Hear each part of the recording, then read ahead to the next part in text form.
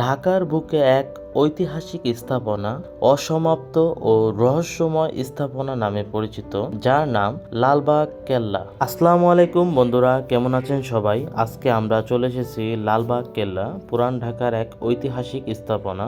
17শো শতকে মুঘল আমলে নির্মিত এই কেল্লার কাজ শুরু হয় 1678 সালে। তখন বাংলার সুবাদার ছিলেন শায়েস্তা খান। এর ভিতরে আছে 3টি প্রধান স্থাপনা: দরবার হল, পরিবিবির মাজার ও লালবাগ মসজিদ। শায়েস্তা খানের মেয়ে পরিবিবির মৃত্যুর পর এই কেল্লার কাজ বন্ধ হয়ে যায়। সপ্তাহে শনি বৃহস্পতিবারের থেকে শুক্রবারে এখানে মানুষের সমাগম একটু বেশি থাকে। দূর দূরান্ত স্থানীয় ও বিদেশি ফরেনারদের এখানে সমাগম দেখা যায়। এই স্থাপনা নিয়ে আজও মানুষের মনে কৌতূহল জেগে আছে। অনেকে মনে করেন এই কেল্লার গোপন সুড়ঙ্গ পথ আছে, যা নদীর সাথে সংযুক্ত ছিল।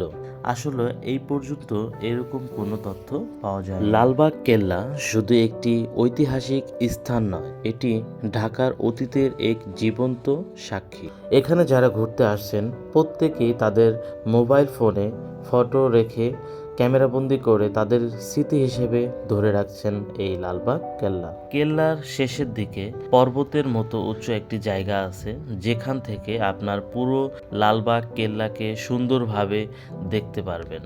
কেল্লার মধ্যে দেওয়ান ই আম, যাকে দরবারখানা বলা হয়, এখানে শায়েস্তা খান জনগণের বিচার অভিযোগ শুনতেন ও বিচার করতেন। এখানে শাসক সরাসরি মানুষের কথা শুনতেন।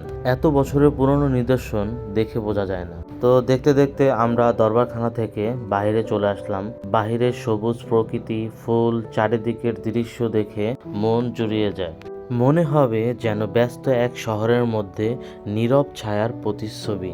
এখানে প্রবেশের সময়সূচি: রবিবার সাপ্তাহিক বন্ধ থাকে, সোমবার অর্ধদিবস বন্ধ, মানে দুপুর পর্যন্ত। গ্রীষ্মকালে সকাল 10টা থেকে বিকাল 6টা পর্যন্ত খোলা থাকে।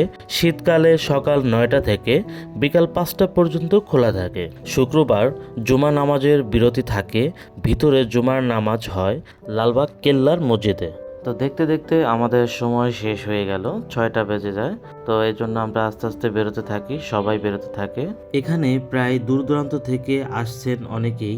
গেটের সামনে অনেক ভালো রেস্টুরেন্ট আছে, উন্নত খাবার ও মানসম্মত। সবাই প্রায় খেয়ে যায়, কারণ এখানে খাবারের কিছু ইউনিক আছে, যেটা বিখ্যাত পুরান ঢাকা নামে পরিচিত।